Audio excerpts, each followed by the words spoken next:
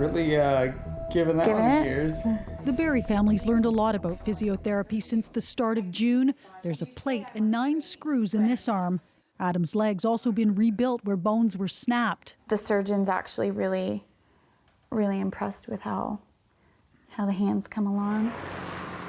But Adam Barry's hand is only part of his troubles. The 34-year-old was hit on his motorcycle, though no fault of his own, right here. It was so bad, the OPP mistakenly tweeted he was dead. Medical records show Barry was breathing spontaneously, and he was in a coma for 1 month.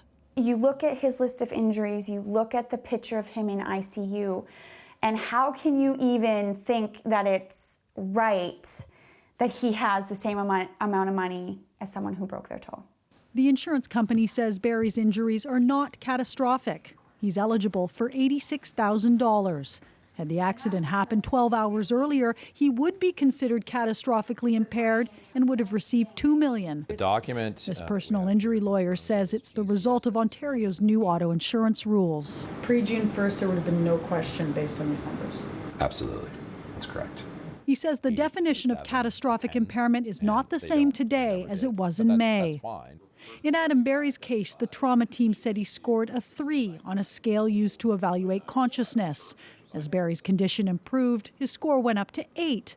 Both scores are so low they would once have instantly meant a designation of catastrophic and more compensation for treatment. And I'm just thinking this doctor says the decision to change the definition is political, not medical. 600 catastrophically impaired individuals every year would meet the test in the old system.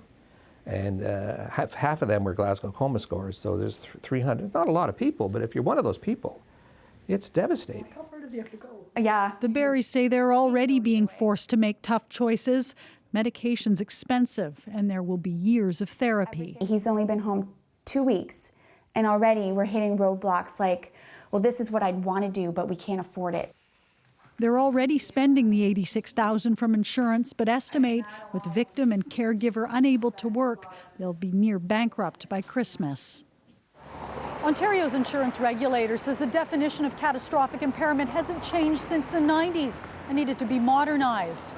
The province has also made it clear it wants to cut premiums by 15%, and that means fewer benefits for crash victims. Amanda Margison, CBC News, Toronto.